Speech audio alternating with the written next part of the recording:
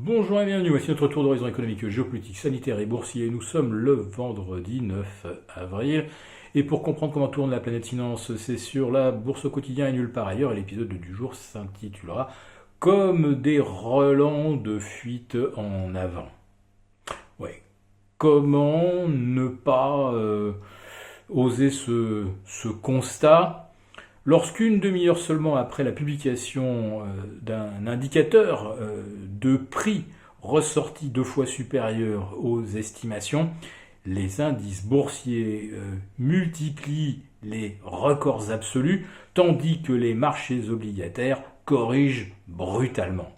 C'est véritablement une stratégie trompe la mort. Ah, les taux grimpent, pas grave, même pas mal, et de toute façon, ça ne va pas durer.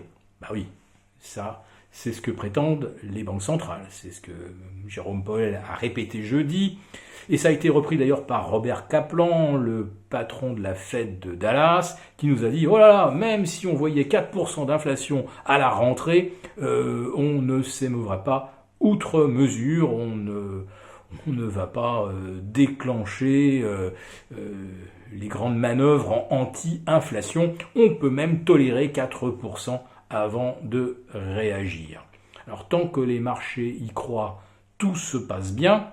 Et effectivement, nous en avons la démonstration aujourd'hui avec un nouveau record absolu pour le S&P qui se rapproche maintenant des 4100. Nous avons un Dow Jones au-delà des 33 600 et Cocorico, le CAC 40 Global Return bat un nouveau record absolu au-delà des 17 250, mais en fait, il a battu un record tous les jours de la semaine.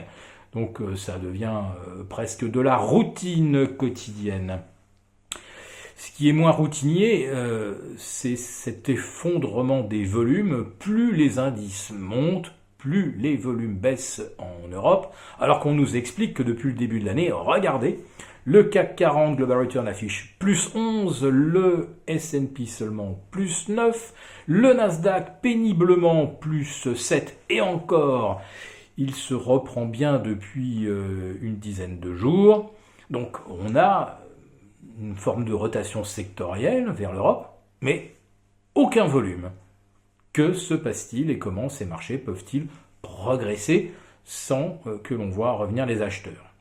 Bien, manifestement, la hausse, elle est due simplement à des ajustements de portefeuille par réplication indicielle, mais on ne voit aucun achat de conviction. Parce que ceux qui pourraient acheter savent pertinemment que le discours que nous tiennent les banques centrales sera rapidement intenable.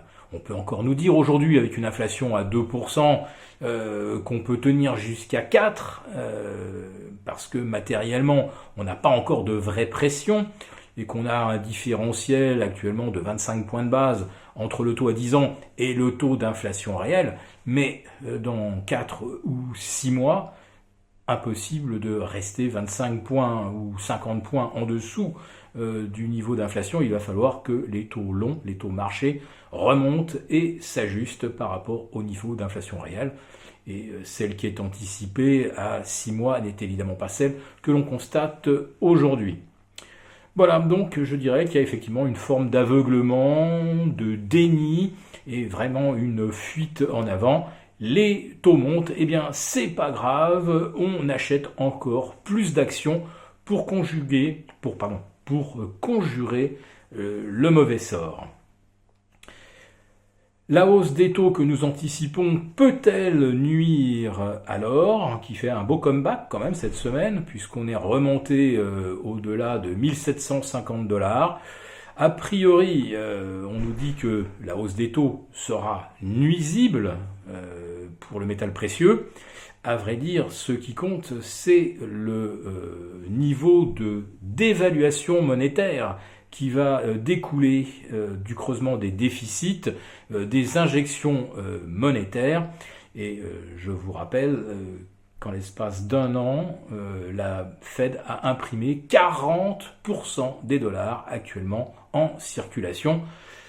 L'or est loin d'avoir progressé de 40% depuis un an.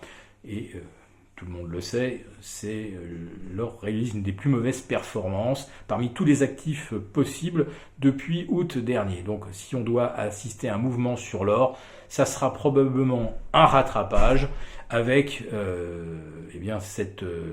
cette approche beaucoup plus fondamentale que le trade reflationniste est bien engagé et que les banques centrales risquent de perdre le contrôle. Si cette vidéo vous a plu, n'hésitez pas à nous mettre un pouce. On vous retrouve lundi pour une nouvelle quotidienne et mardi pour un prochain live. Très bon week-end.